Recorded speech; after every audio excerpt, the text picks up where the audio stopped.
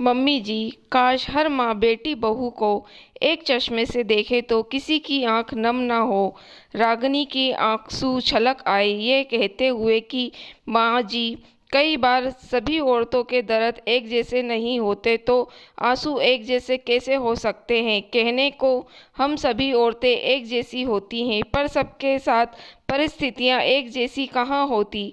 अपनी बेटी का दर्द तो औरत समझ लेती है, पर वही बहू के दर्द को समझने में बहुत देर लगा देती है। रागिनी अपनी सास ललिता जी से कहती है।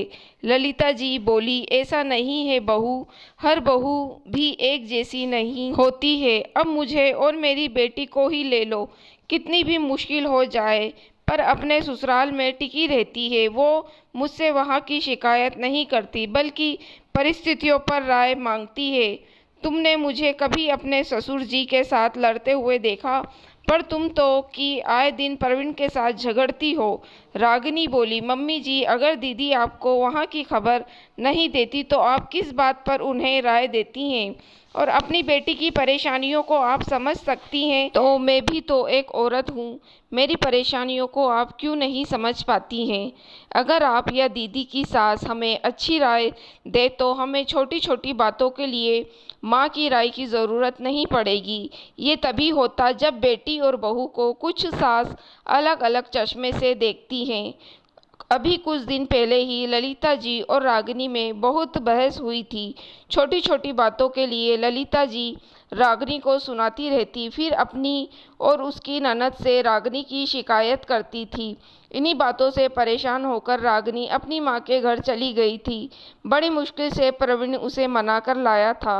ललिता जी बोली, अच्छा लगता है तुम्हारी माँ ने भी वही चश्मा लगाया है जो मैंने लगाया है, तभी तो तुम वापस लौट आई हो। क्या हुआ, मायके में जगह नहीं मिली या यहाँ जैसा ऐशो आराम नहीं मिला।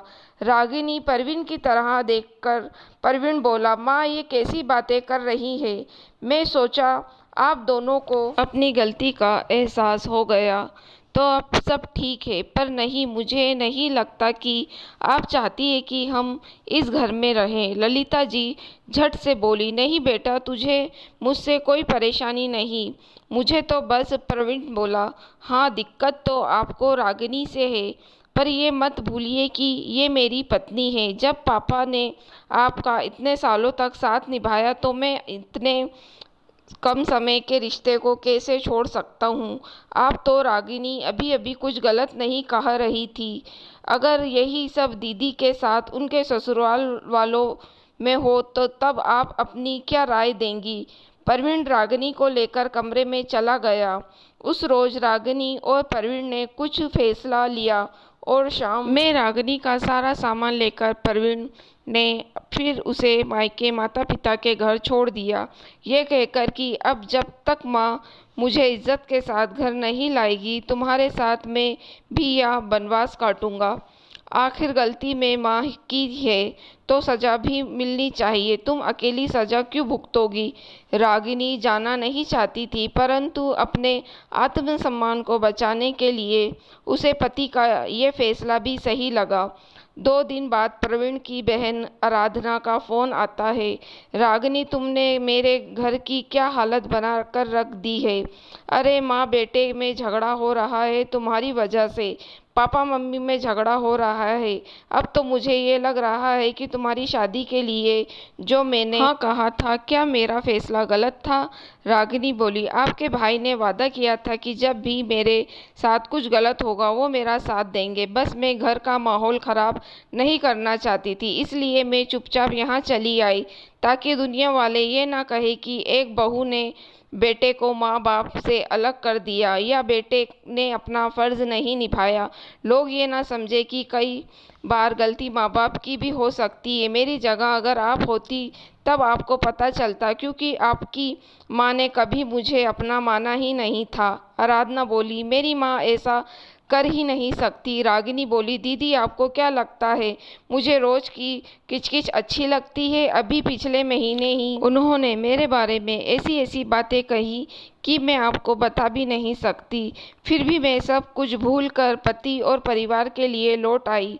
पर इस बार तो उन्होंने परवीन के सामने ही क्या कुछ नहीं कहा। आराधना बोली, ऐसा क्या हो गया कि तुमने तुरंत वापस जाना पड़ा? रागिनी बोली, जब मैंने आपके भाई से शादी की थी, खुशी से मैंने उस घर को और उस घर की जिम्मेदारियों को ली थी। मैं भी सबके साथ मिलकर रहना चाहती हूँ, परंतु अब बहुत हो गया। मैंने फैसला कर लिया, अब मैं झूठे रिश्ते के लिए नहीं जाऊंगी। आखिर कब तक खुद को मारती रहूं और कब तक अपमान सहती रहूं? इस तरह मैं एक दिन खुद को ही खो बैठूंगी। आराधना बोली, लगता है बात कुछ ज्यादा ही बढ़ गई है, पर मैं तो यही कहूंगी कि अपने रिश्तों को एक और मौका दो। मुझे अपने भाई का मुरझाया हुआ चेहरा देखकर अच्छा नहीं लगता। वो कहता नहीं, पर वो सबको साथ लेकर चलना चाहता है। अगर तुमको मुझे कभी भी अपनी बड़ी बहन माना तो वापस अपने घर चली जाओ। इसके बाद फिर कुछ गलत हुआ तो मैं तुम्हें कभी नहीं रोकूंगी। फिर उसने माँ को भी अपनी तरह से समझाया। रागिनी ने सारी बात परवीन को बताई। परवीन बोला, एक दो दिन रुक जाओ, देखता हूँ माँ का व्यवहार कैसा है, फिर मैं बताऊंगा। पर ये क्या? उसी रात परवीन ने ललिता जी को बुआ जी से रागिनी की शिकायत करते हुए सुना। उसे अपने ही कानों पर भरोसा नहीं हुआ। उसे लगता था उसकी माँ अब बहन को छोड़कर बुआ जी के पास उसकी पत्नी की शिकायत करने लगी। वो इतना गलत नहीं कर सकती है। उसने फ़ोन से माँ की सारी बातें रिकॉर्ड कर ली। परवीन ने रागिनी से कुछ भी नहीं छुपाया, बल्कि उसे सारी बात बता दी। रागिनी ने आराधना को फ़ोन किया और मिलने के लिए बुलाया। आराधना का ससुराल कुछ घंटे की दूरी पर था, तो तीनों ने शाम में मिलने का प्रोग्राम बनाया। जब तीनों मिले और रागिनी ने अपनी आप बीती आराधना को सुनाई, तो उसे भरोसा नहीं हुआ। परवीन ने कहा, दीदी, अपनी माँ कभी भी गलत नहीं लगती, पर कई बार बड़े भी कुछ गलती कर जाते हैं। फिर उसने फ़ोन में बुआ जी और माँ की बातें आराधना को सुनाई, तो उसके पैरों के नीचे से ज़मीन खिसक गई। परवीन बोला, पहले मैं भी इसकी बातों पर विश्वास नहीं करता था, क्योंकि मेरे सामने माँ हमेशा इससे अच्छे से पेश आती थी। न जाने मेरे जाने के बाद इन दोनों के बीच में क्या होता था। और मैं रहा माँ का लाडला, तो कभी उनके खिलाफ कुछ सुनता नहीं था। पर जब मैंने खुद अपने कानों से सुना, तो अब मैं आपको क्या बताऊँ? रागिनी परवीन से बोली, हर बार आखिर मुझसे ही सवाल क्यों किया जा रहा है? कभी आप दोनों अपनी माँ से सवाल क्यों नहीं करते? प्रवीण पिछली बार अपनी बात मनाकर वहाँ से चली गई थी, फिर आपने देखा ही क्या हुआ। इस बार मम्मी जी ने दीदी की बात भी गलत साबित कर दी। काश कि दीदी के जैसा विश्वास हो मुझ पर हो जताती, तो हमारे रिश्ते का ऐसा अंजाम ना होता। मैंने फैसला कर लिया है, अब उस घर में नहीं रह सकती। आराधना कुछ कहती उससे पहले ही रागिनी बोली, दीदी, मैं नौकरी भले ही करती हूँ, पर कभी भी घर के काम में कामचोरी नहीं करती थी। हर संभव कोशिश करती थी जितना मम्मी जी को आराम दे सकूं, पर उन्होंने हमेशा मेरी मुश्किल बढ़ाई। यहाँ तक कि कई बार वो मेरे लिए अपमानजनक शब्दों का इस्तेमाल करती थी। अगर वो मुझसे अपना समझती तो ये सब कुछ नहीं करती। उम्मीद करती हूँ आप मेरी परेशानियों को समझेंगी। इतना कहकर रागिनी अकेले वापस अपने मायके चली गई। घर आकर प्रवीण ने अपने पिता के सामने सारी बात बताई। ललिता जी ने रागिनी के लिए उल्टे पुल्टे शब्दों का इस्तेमाल किया, जिसे सुनकर प्रवीण बहुत गुस्सा हुआ। ललिता जी अब अपनी सफाई देने लगी तो प्रवीण बोला, मैं हाथ जोड़कर आपसे विनती करता हूँ, मेरे मन में आपकी जो छवि है उसे आप धुंधली मत कीजिए। मैं कुछ कहकर आपका अपमान नहीं करना चाहता। आपने मुझे इस लायक भी नहीं छोड़ा कि मैं अपनी पत्नी के सामने कुछ कह सकूं। इधर रागिनी के माता पिता ने बेटी दामाद के मामले में दखल अंदाजी नहीं की, बल्कि दोनों को खुद निर्णय लेने के लिए कहा। बस वो अपनी बेटी के साथ खड़े रहे।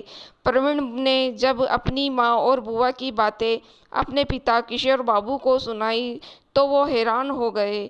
वही ललिता जी बोलती बंद हो गई, पर अकड़ उनकी कम नहीं हुई थी। वो उस बात को स्वीकार नहीं कर रही थी। किशोर बाबू बोले, बेटा, जब तुम्हारी माँ तुम्हें ही गलत ठहरा रही है, तो वो बहू तो दूसरे घर की है। सोचो, उसके बारे में इसने मेरी बहन और तुम्हारी बहन से क्या क्या कहा होगा मैं सोच सकता हूँ। तुम्हें मैं इतना ही कहना चाहूँगा कि तुमने 7 फेरे लेकर अपनी पत्नी को कुछ वादे किए थे, जिसे पूरा करने की जिम्मेदारी तुम्हारी है। मेरा ये सुझाव है कि तुम बहू को लेकर किसी और घर में शिफ्ट हो जाओ, क्योंकि अब और कोई विकल्प नहीं है। मैं तुम्हारी माँ के साथ नहीं छोड़ सकता। मैं भी तो समाज के सामने कुछ कस्में ली थी जो मैं अपनी गलती पत्नी का साथ दे सकता हूँ, तो तुम क्या अपनी सही पत्नी के लिए कोई कदम नहीं उठाओगे? क्योंकि रिश्ते को निभाने की दोनों तरफ से कोशिश की जाती है। ललिता जी आखिर अपने बेटे के किस मुंह से रोकती?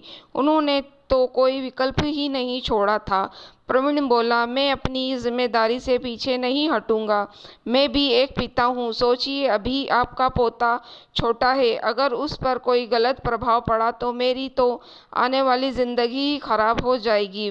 रागिनी अपने माता पिता के साथ नहीं रहना चाहती थी, क्योंकि वो एक स्वाभिमानी लड़की थी। प्रवीण और रागिनी ने दोनों घरों के बीच अपने लिए एक छोटा सा मकान लिया। प्रवीण अपना जरूरी सामान नए घर में ले आया। अब हर शनिवार रविवार प्रवीण अपने बेटे और रागिनी को लेकर माँ बाप के पास आता, कुछ घंटे बिताता और फिर वापस चला जाता। मजबूरी में ही सही, पर प्रवीण और रागिनी को ये फैसला लेना ही पड़ा। अब ललिता जी चाहकर भी कोई भी दोष रागिनी पर नहीं लगा पाती थी, क्योंकि वे अपने ही बिछाए जाल में फंस गई थी। उनके खुद के पति, उनका बेटा बेटी सब उनके विपक्ष में खड़े हो गया था। तब उन्हें अपनी गलती का एहसास हुआ, पर एहसास भी बहुत देर बाद हुआ। सच कहते हैं लोग, जब चिड़िया चुग गई खेत तब पछताने से क्या फ़ायदा। मित्रों, कई बार अगर रिश्तों में कड़वाहट आ जाए तो उसमें थोड़ी दूरी बनाए रखना ही बेहतर है। कई बार रिश्ते पर हम अपना अधिकार तो जमाते हैं, पर बदले में उसे अधिकार और सम्मान नहीं दे पाते। आपको क्या लगता है, रागिनी और प्रवीण का फैसला सही था या गलत? दोस्तों, अगर आपको कहानी पसंद आई है तो आप मेरी वीडियो को लाइक और मेरे चैनल को सब्सक्राइब ज़रूर कीजिएगा।